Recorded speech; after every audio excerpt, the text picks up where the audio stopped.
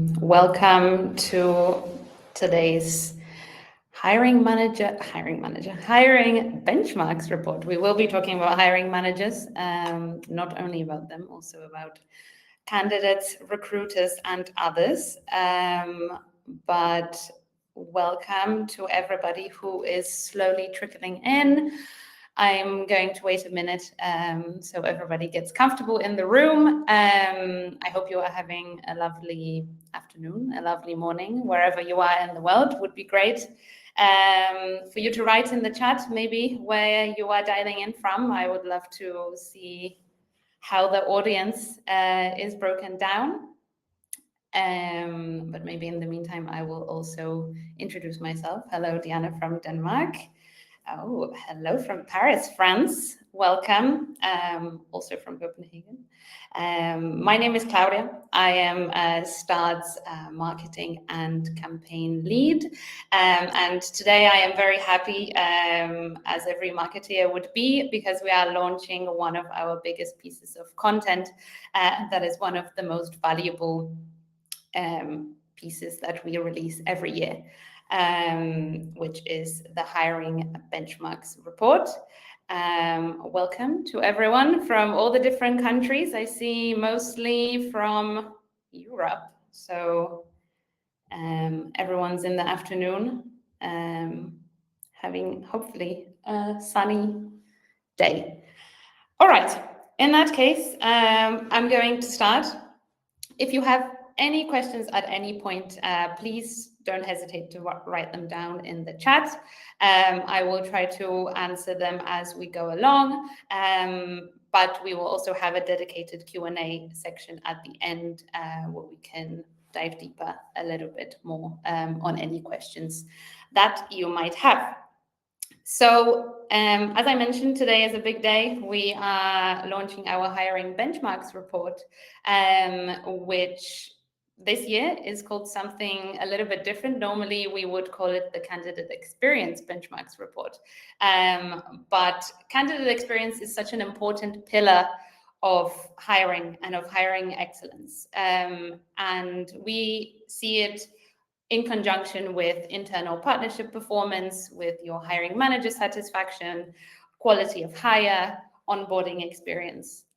So this year, we are talking about hiring as a whole, where candidate experience is, as always, a super important pillar, but that is not the only focus. If you are unfamiliar with Start, we are a recruitment analytics platform, and for us, it's all about hiring excellence. Hiring excellence means knowing where to focus, to move your needle the most, to make your candidates happy, to make your hiring managers happy, to make your recruiters happy. And by happy, I mean reaching their goals, being productive, and attracting the talent that will make your company thrive. So at Start, we help TA leaders improve quality, efficiency, and experience without having to compromise. And we work with some of the world's leading brands. Some of them you can see below. So a little bit more about the data set that we are working with today. This has been our largest data set yet. We have analyzed insights from over 2.5 million hiring experiences from the world's top employers. So that includes a lot of quantitative data, CNPS ratings, hiring manager ratings, quality of hire ratings, but also almost 70,000 qualitative comments. So that has been a lot to comb through, and also quite an eye-opening experience when you see verbatim what the candidates, hiring managers, and recruiters think about the process. We have also this year included some best practices from Start's top 10 best performing customers. That we are also super happy and excited to celebrate. We have 2 top 10 lists, one for small and medium companies and one for larger companies and enterprises. As you will see later on in this presentation, it is often not possible to compare or to put those different company sizes in the same basket, as they face very different realities. So, without further ado, let's go into the overarching finding, which I don't think it will surprise anybody in this room, because 2025 was the year that hiring scaled, but the experience definitely didn't follow. What you are looking at on the right is the comparison over the years between the CNPS scores and the hiring manager satisfaction score, which is the blue one. As you can see, across all stages for candidates, the CNPS has been more or less stagnating, especially over the last 3 years. Of course, candidate experience for many is still a huge priority, but what we can see is that in many cases it gets drowned by other things happening in the market. What makes us super happy, though, is that hiring managers are becoming slowly but surely increasingly satisfied with the processes that they operate in and the processes that they work with. So we, of course, cannot not address the elephant in the room, which is the state of hiring that we are operating in. Of course, the use of AI in 2025 has been somewhat of a race, people racing to the finish line, making sure that they are using the latest technologies and trying to implement AI solutions in their daily workflows in one way. So screening, scheduling, note-taking, drafting the job descriptions, these were tasks that once took hours and now have become increasingly supported and sometimes even replaced completely by technology. Of course, we have also experienced, as I feel like when I write these reports every year for the past few years, a lot of economic uncertainty. And also the rapid adoption of AI tools, not only by TA teams, but also by candidates themselves. So the volume of applications we've seen that it has increased a lot per requisition. We also mentioned this in last year's report, but this year it has increased even further. I can see that Marianne is asking if the data is from Europe. The data is our entire data set, which spans the entire globe. It's not only limited to Europe, it is also the Americas, it is also Australia, and also some countries in Africa. We also have a lot of customers that operate across the globe. So even though the company might be European, the candidates they are interviewing might be somewhere else. So this is also reflected. But coming back to application volume, I am very curious if you have also experienced this in your recruitment teams. So I have put a poll in the chat where you can let us know if the application volume has increased. And if you are feeling open, I would love to know in the chat how you are tackling it, if AI has also been your friend in this case.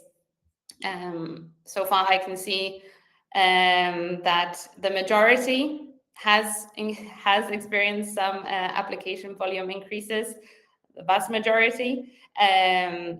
So yeah, how did we deal with that? That I am super curious about, because as you will see later in this report, it has had a bit of an impact on both candidate experience and also the company's ability to deal and process all of this information. So yes, even though the CNPS is stagnating, that definitely does not mean that recruitment teams have been slacking. And as we can see with the increase in applications, the opposite is actually true.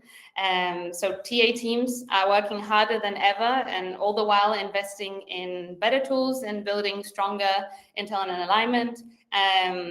But we see a lot of increase in the applications, which gives new challenges.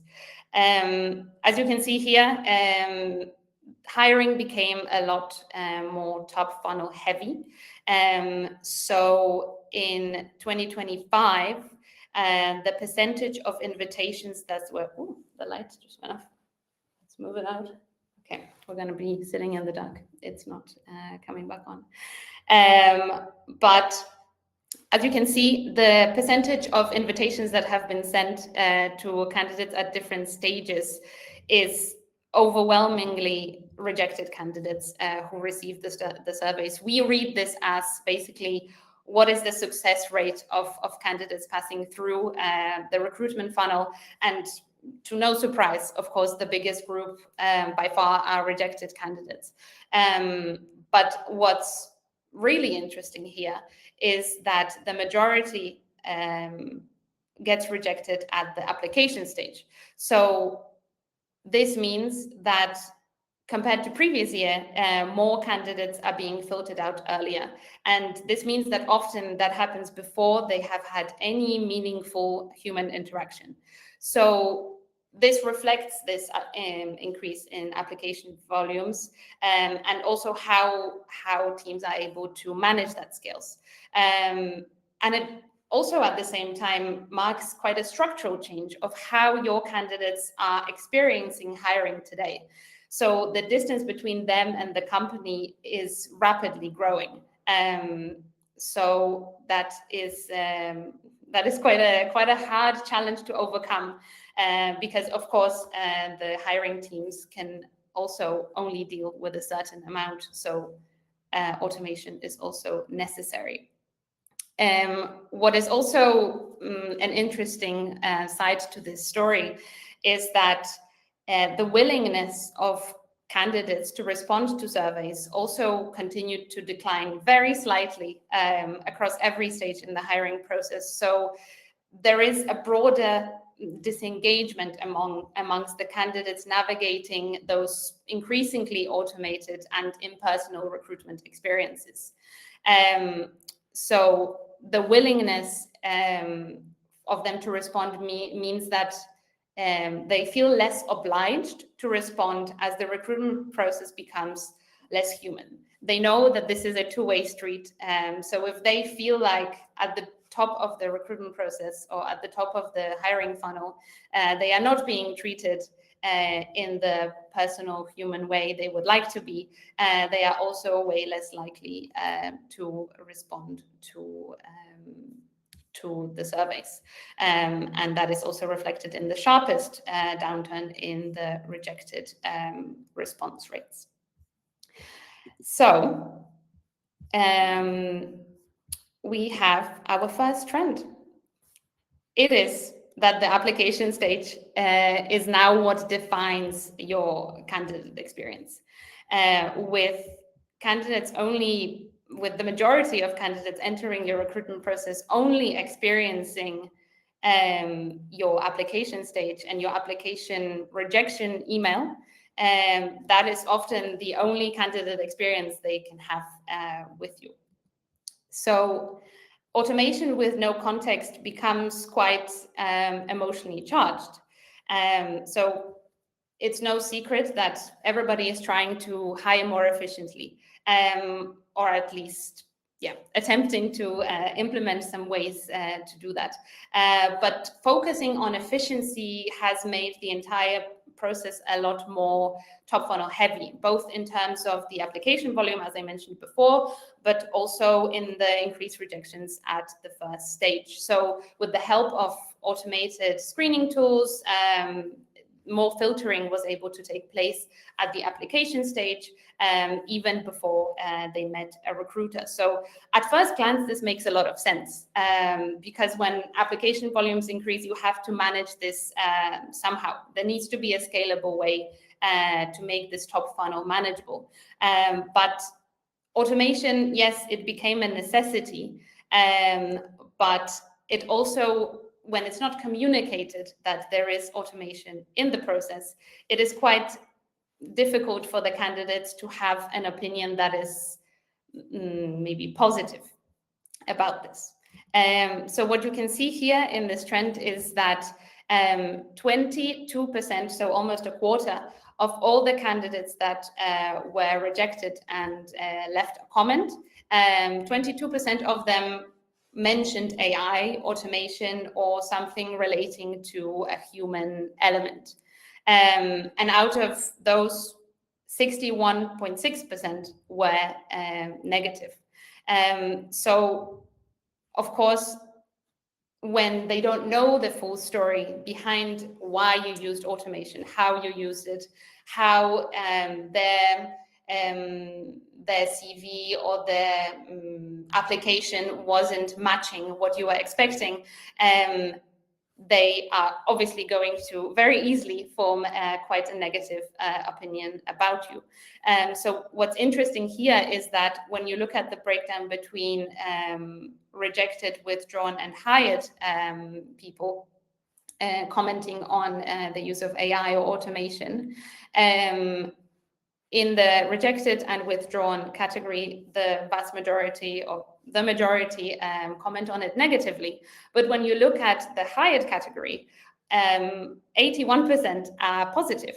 So it is a question of, depending on the result, the way your automation and your process is going to be perceived is going to be different, which is quite polar opposite different. So the advice here is, and that's also something that we learned from our top 10 performance, is that you cannot leave your employer brand up to interpretation. So in previous years, the dissatisfaction came later in the journey. People didn't like assessments, they didn't like the interview, they disliked the amount or quality of feedback they received. But in 2025, the frustrations really began earlier. So for most candidates, as I said, it is the email, the rejection email, that defines the entire journey. So in a top-heavy hiring funnel, candidates really form an opinion about the company before one of your team members even enters the chat. So when the use of automation feels in any way sneaky or isn't transparent enough, candidates will fill in the gaps themselves, and those assumptions that they make about you and your process, whether they are accurate or not, will shape how your company is remembered. So looking ahead at 2026, early stage filtering will, of course, only intensify, and there are more and more people using AI to improve not only improve the application, but also they build bots to apply at mass to job openings. So application volumes and AI-assisted applications are going to become standard. But the strategic question now is not whether you should automate a stage, but how to do it and pair it with transparency. So right now we are in an era where the application process is the experience for many people. So it's only those teams that are intentionally going to design that step that are going to maintain the control over the employer brand. So at any point in the job description, in the rejection email, transparency really comes a long way. And candidates and people, I'm sure you have also experienced that yourself, really appreciate the honesty. And it takes as little as a note in the job description. The second trend is expectation setting became the single biggest driver of candidate dissatisfaction. And before I unpack this trend, I would like to define a little bit what I mean by the expectation setting driver. At Start, we operate with some driver framework methodology that help us put all of the data that we collect into context.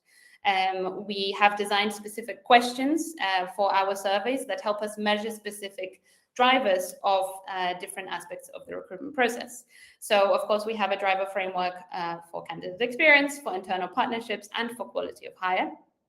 And here I'm going to focus on the candidate experience driver framework. And I would like to explain very briefly what those drivers address, specifically the expectation setting one, so you have a bit more context. So when we look at expectation setting, which is part of the execution driver, so looking at the application experience, the duration of the process, expectation setting is how well the structure and the steps of the process are communicated. So do the candidates know ahead of time what is expected of them, how many rounds, what is the expected time this will take, just so they can also adjust their own expectations for what the process is going to look like. If you want to learn more about these driver frameworks, please let me know in the chat and I'll be happy to send you some more information about it. But for the sake of this webinar and also how much more content we have to go through, I will move over to the next section, which is that what our data suggested is that expectation setting is overwhelmingly or perceived as overwhelmingly negative. What you see here on the screen is a graph that shows you the percentage of themes that were mentioned. So by themes, I mean the sub-drivers. And as you can see that 37.8% of all of our candidates mentioned something to do with expectation setting. And the big red line suggests that 75% of all those comments have been overwhelmingly negative. So in 2025, the primary source of candidate frustration wasn't the traditional pain points like assessments, compensation, or even the fact that they are rejected, but instead it was the overwhelming dissatisfaction with unclear expectations. And linking this back to our previous trend, it is also an unclear expectation if candidates believe that AI is being used on them, but you are not being transparent. Or if it seems like AI is being used on them, but maybe it's not. So it all comes down to how you set the expectations at the beginning. So when I also looked at this data in terms of how it trends across rejected, withdrawn, and hired candidates. You can see here that, of course, the rejected candidates are the unhappiest with how expectations are set. And yes, rejection is an inevitable part of every hiring process, but that is not in itself what damages the experience the most. It is just bad expectation setting. And what do candidates mean by poor expectation setting? When I analyzed this, or when we analyzed this data set of comments, we really were looking for some specific themes that define this expectation setting notion to them. And a quarter of those negative comments about expectation setting were pertaining to lack of clarity or transparency about the process. 9% were about timeline issues or delays, and almost 5% were complaining about the misleading information compared to the job description. So that could both be the role itself, but actually mostly it reflects the changes of the process that were displayed in the job description at the beginning or at the beginning of the application process, and how that may be changed as the process progressed. So expectation setting really matters now that automation is involved, because when candidates are filtered out early, often by automation, the right way to set expectations will do all of the heavy lifting.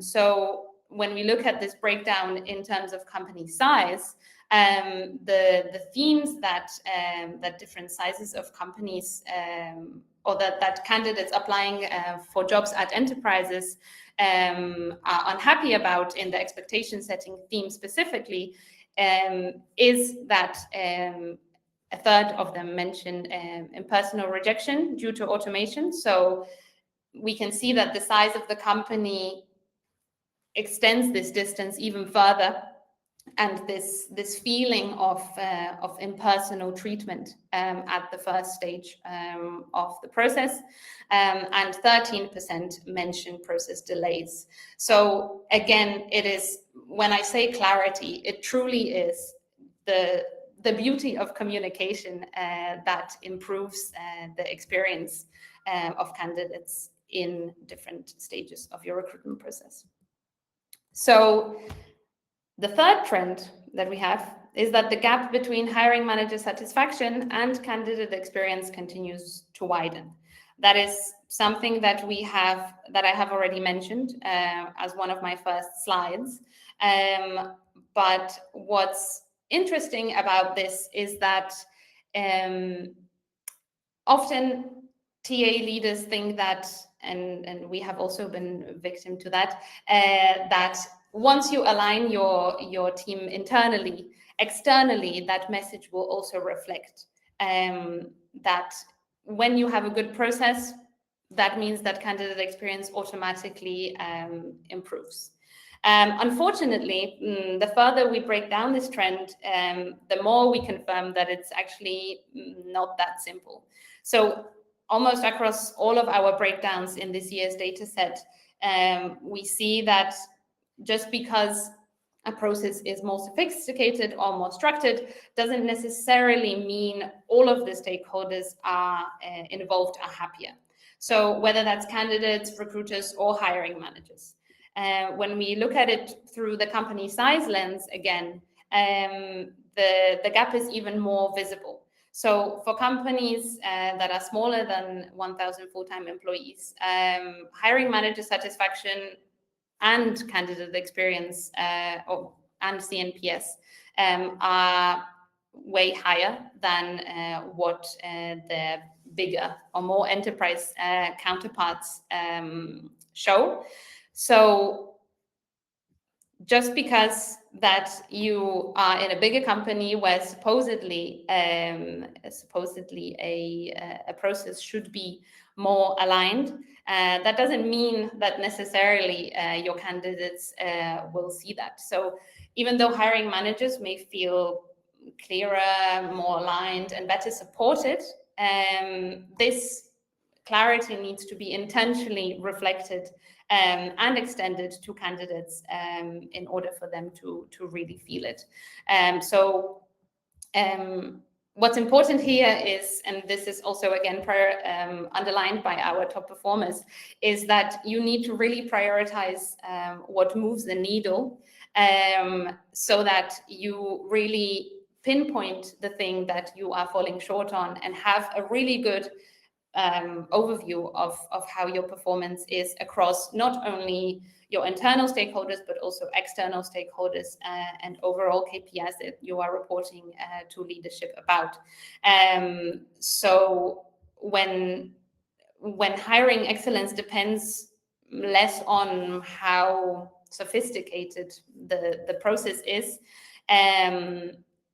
you need, like, what will differentiate the teams in 2026 is flipping the narrative. So instead of prioritizing for efficiency's sake, you really need to see, okay, is it actually the candidates that are unhappy with a very specific part of our process that we should improve, maybe even make longer or more complex, depending on what they are demanding, in order for you to be able to close those offers and get that dream team you have been dreaming of building. What is coming up next is actually something super interesting. I was very curious to dig deeper into this trend when we were writing the report, because you would think, and we also thought, that when you have a great experience or good enough experience, that means that your hires will come to you automatically. Unfortunately, that is not the case, and good enough experience really does not guarantee a hire. And we noticed this very acutely when we broke down the CNPS by industry. This is also something that we have done for the first time this year, so we have no data to compare with from last year. But on our benchmark report landing page, you can see more of these breakdowns. But as you can see, technology and SaaS has the overwhelmingly highest CNPS score. But what you see inside of the bar is also the breakdown between the invitations sent to hired, withdrawn, and rejected candidates. As you can see, by far, technology and SaaS is also the industry with the highest withdrawal rates. So on the surface, it seems like with such a high CNPS, technology and SaaS are winning the game, attracting all the best talent and closing all the best talents. But there needs to be a more nuanced interpretation there, because when we looked at the comments that were left by candidates who withdrew from the process in the technology and SaaS industry, the issue turned out not to be general dissatisfaction or bad candidate experience as a whole. It was purely a lack of momentum. So the themes that we found across the unhappy candidates in the technology and SaaS industry, the biggest groups that we noticed or that we could cluster together were communication and clarity issues, process, timeline, speed, delay, compensation misalignment, and competing industry. So taken together, this really suggests that candidates are not leaving because they dislike the organization or the people they meet during the process, but it's more that they are leaving the process due to how it's conducted. And when it's conducted the way it is, there is space for alternatives to become more attractive. So in competitive markets like the tech and SaaS space specifically, speed and clarity are a bit more important than in more stable segments. So of course, this is not limited to this industry. This could also be the case in very niche industries like medical, healthcare, life sciences, where very, very niche and specific skills are needed, or very high quantities of skilled people are needed. You need to make sure that you keep that momentum, keep that clarity and expectation setting again right from the start. Because as you can see here, this is the CNPS CNPS from withdrawn candidates broken down by industry. Goodwill is really no longer enough to get the right people on board. As you can see, we have technology and SaaS have the third highest CNPS score of plus 42, yet they still have the overwhelmingly high withdrawal rate. So what we have learned and what we recommend, also based on findings from our top 10 performers, is that you need to optimize for conversion and not just for sentiment. So even when your process looks good on paper, that doesn't mean that you will be able to fill the role. So in high demand markets, a good process is not enough. And it's an art to be able to read all the right signals and interpret them in a way that will move your process towards reaching your hiring goals. And we have come to our final trend, which is the fifth trend, and something that I have touched upon already very briefly is that as organizations scale, hiring performance really becomes harder to sustain.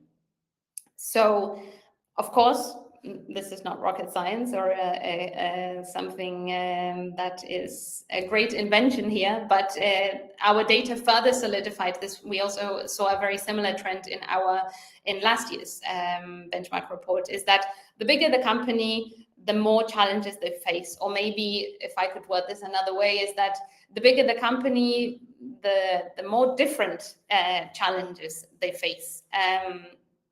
There is a bit of a dichotomy and a bit of a paradox here, because smaller organizations are praised for the human touch, preserving it, and the human interactions that candidates have. But on the other hand, they are criticized for the lack of proper structure. However, candidates in enterprise processes appreciate the systems, but complain about the lack of personalization.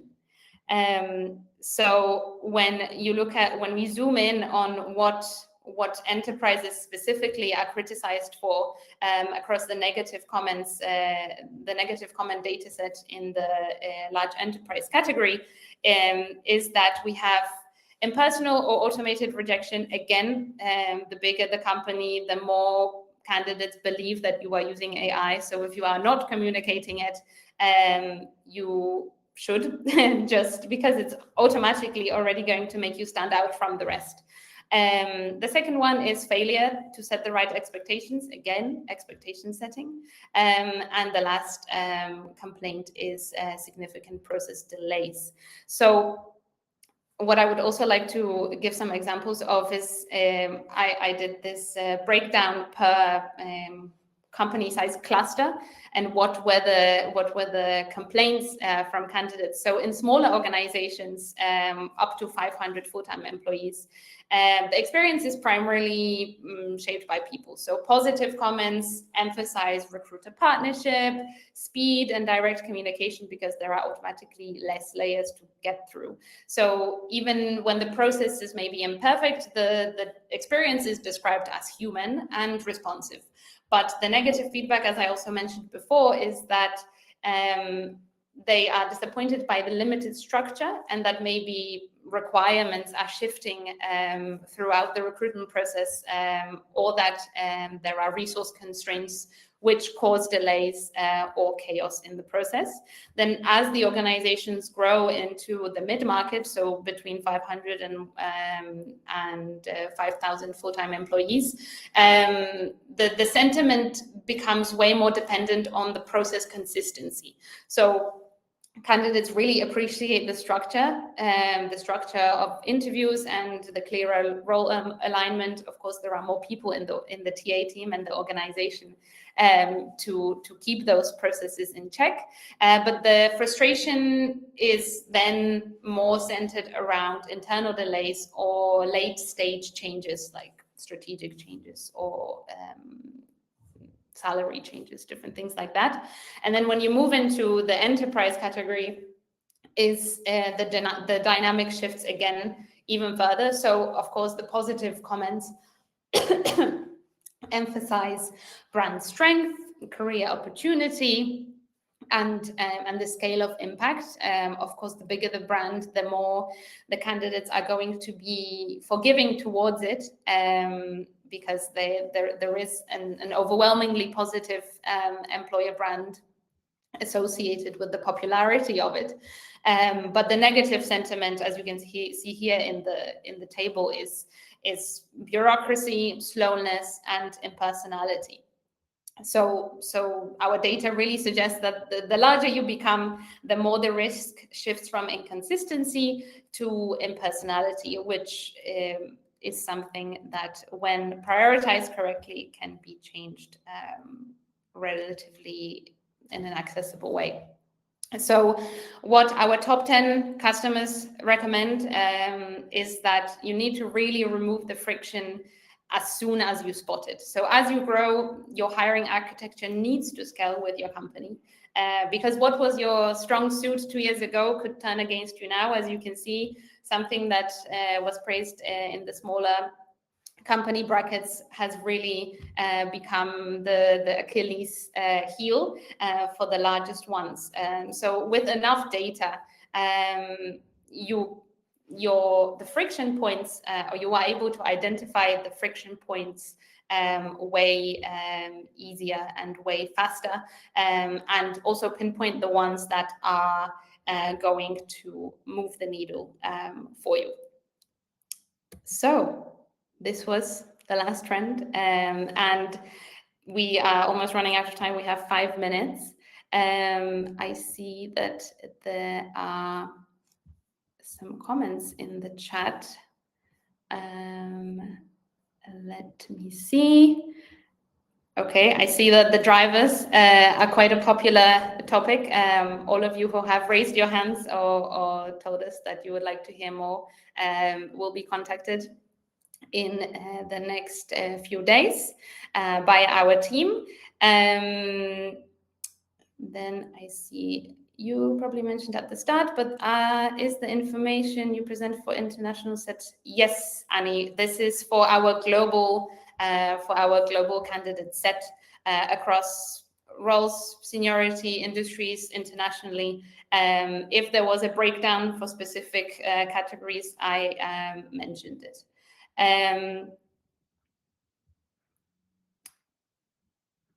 Okay, I'm confused now. All the AI experts have said so far that automation can't reject candidates. It needs to be triggered by a human. But now I'm hearing that automation.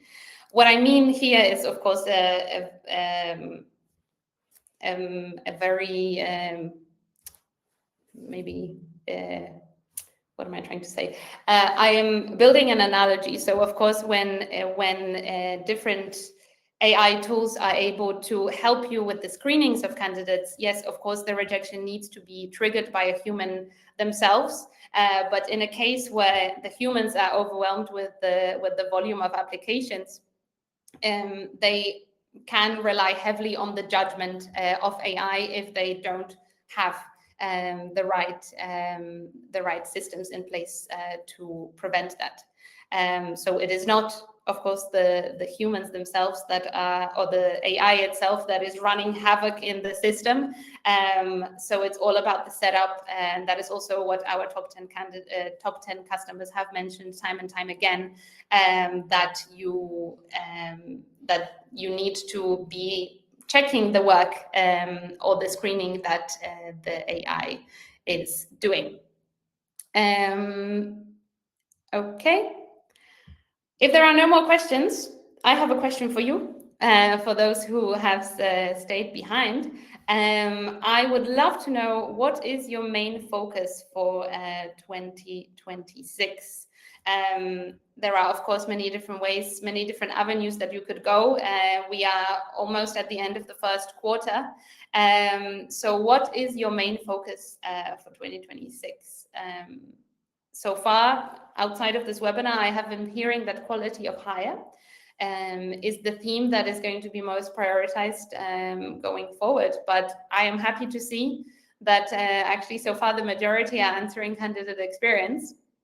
Hopefully in the data from next year, we see a very steep increase in the average CNPS across all of our data points. Okay. Thank you so much for attending this webinar, for reading the report when you get to it. There is way more information where this came from. You will be automatically redirected to the landing page with the benchmarks report after this webinar ends. But if you want to read it, here it is. It is free to read.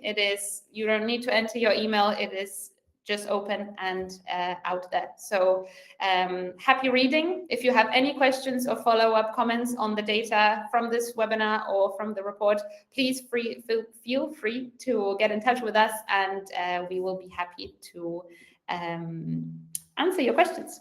Thank you so much. Have a lovely evening, afternoon, wherever you are. Bye.